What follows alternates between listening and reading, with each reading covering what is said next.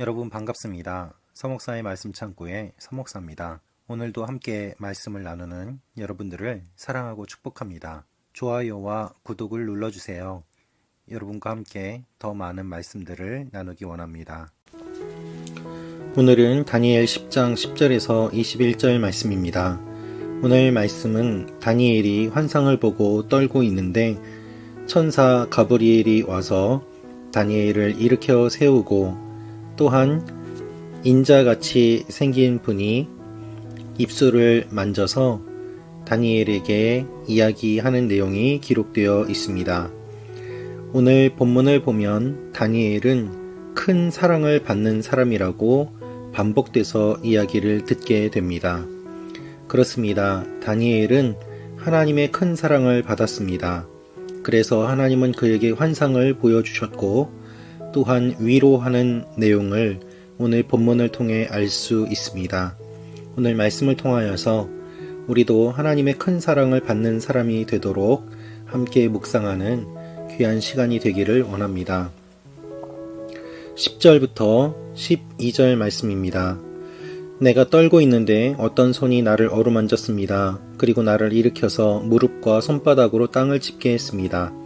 그가 말씀하셨습니다. 하나님의 큰 사랑을 받은 사람 다니엘아, 내가 하는 말을 잘 들어라. 나는 내게 가라고 보냄받았으니 일어서거라. 내가 이 말을 듣고 일어섰으나 여전히 떨고 있었습니다. 그러자 그가 말씀하셨습니다. 다니엘아, 두려워하지 마라. 내가 깨달음을 얻으려고 내 하나님 앞에 낮아지고 겸손해지기로 결심한 그날부터 하나님께서 내 말을 들으셨다. 내 기도 때문에 내가 왔다. 여러분, 오늘 이 말씀을 보면 이렇게 이야기하는 것을 알 수 있습니다. 12절에 내가 깨달음을 얻으려고 내 하나님 앞에 낮아지고 겸손해지기로 결심한 그날부터 라고 말입니다.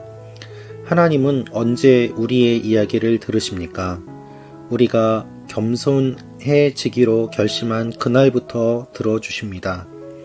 우리가 하나님의 말씀을 듣고자 겸손해지면 하나님이 우리의 이야기를 또한 들어주시고 또한 우리에게 말씀하십니다.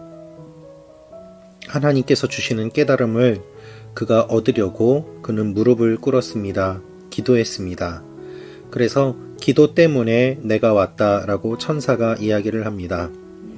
여러분, 하나님께서 천사를 부리는 종으로 사용하고 계심을 성경은 이야기하고 있습니다. 히브리서 말씀을 보면 모든 천사는 하나님의 부리는 종으로 사람을 섬기기 위한 것이라고 말씀하고 있습니다.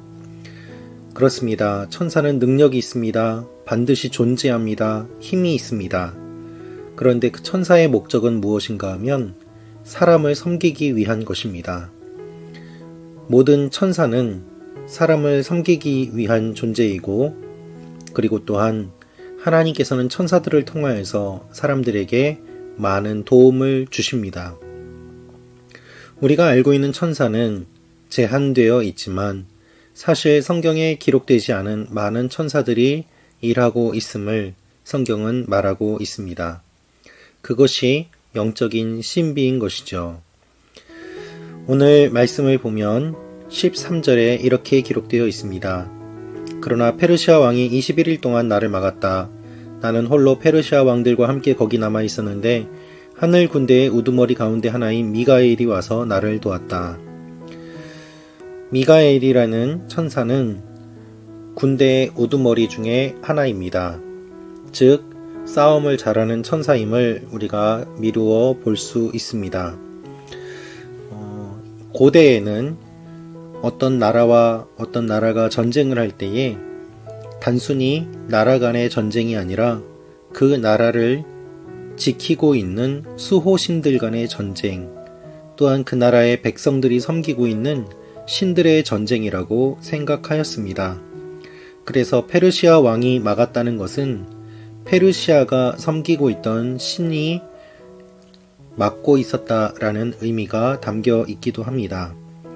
오늘 말씀은 영적인 전쟁에 대한 내용을 다루고 있습니다. 그것은 우리가 잘 알지 못하는 내용이기도 하고 또한 신비로운 내용이기도 합니다. 그러나 여기서 알 수 있는 것은 하나님의 일을 하려고 할 때에 막는 존재들이 분명히 있다는 것입니다. 천사도 있고 막는 존재들도 있습니다. 그러나 두려워하지 마십시오. 천사를 막기는 하였지만 천사와 이겨 승리하지는 못했기 때문입니다. 최종적인 승리는 누가 합니까? 미가엘이 하고 하나님이 하십니다. 그래서 하나님의 백성에게 이 환상이 어떠한 의미인지를 알려주게 되었던 것입니다. 오늘 14절은 이렇게 기록되어 있습니다. 이제 내가 마지막 날에 내 백성들에게 무슨 일이 일어날지 알려주려고 왔다. 이 환상은 오랜 후에 일어날 것이다. 하나님께서는 오랜 후에 일어날 것이라고 말씀하십니다. 그러나 정확한 시간은 말씀하시지 않습니다. 하나님의 예언은 신비롭습니다. 분명히 일어나지만 언제 일어날지는 우리가 정확히 알지 못합니다. 예수님께서는 반드시 이 땅에 다시 오십니다. 그러나 언제 다시 오실지는 아무도 모릅니다. 도적같이 오신다고만 말씀하실 뿐입니다. 그러므로 여러분, 예수님이 언제 오신다고 이야기하는 사람들을 조심하십시오. 그들은 성경에 없는 이야기를 하는 가짜고 이단입니다. 16절은 사람같이 생긴 분이 내 입술을 만졌다고 표현하고 있습니다. 사람같이 생긴 분은 성경에서는 일반적으로 예수님을 의미하기도 합니다. 그래서 다니엘에게 그 입을 만지며 이야기하는 이분은 예수님이라고 우리가 생각해 볼 수 있습니다. 이렇게 이야기를 합니다. 18절입니다. 그러자 사람같이 생긴 분이 다시 나를 만지며 내게 힘을 주었습니다. 힘을 잃은 다니엘에게 힘을 주는 분, 그리고 쓰러져 있는 다니엘을 격려하고 일으키는 분, 그분이 이렇게 말씀하십니다. 19절입니다. 그가 말씀하셨습니다. 오 큰 사랑을 받는 사람아, 두려워하지 마라. 평안하여라. 강하고 강하여라. 그가 이렇게 말하니 나는 힘이 생겨서 말할 수 있었습니다. 내 주여, 주께서 제게 힘을 주셨으니 말씀하십시오. 큰 사랑을 받는 사람이라고 이야기하며 두려워하지 말고 평안하라고 말씀하십니다. 여러분, 우리는 하나님의 큰 사랑을 받는 사람들입니다. 하나님이 그 아들 예수 그리스도를 죽기까지 우리를 사랑하십니다. 여러분, 여러분의 존재는 하나님이 그 아들을 죽기까지 사랑한 존재임을 기억하십시오.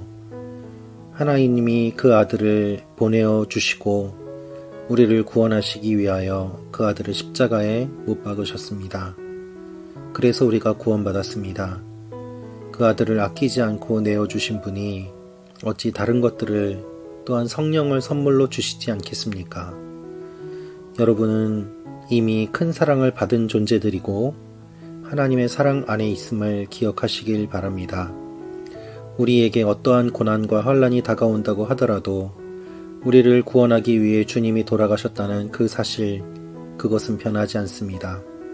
그것 이상의 큰 사랑은 없습니다. 십자가만큼 큰 사랑은 없습니다. 그래서 우리는 어떠한 환상과 어떠한 환난과 어떠한 고난 가운데서도 두려워하지 않고 담대하게 서 있을 수 있는 것입니다. 하나님의 사랑이 여러분을 눈동자와 같이 돌보고 계심을 기억하십시오. 오늘 하루도 다니엘처럼 쓰러져 있는 우리를 붙잡아 주시고 새 힘을 주실 하나님을 기대하며 나아가기를 원합니다.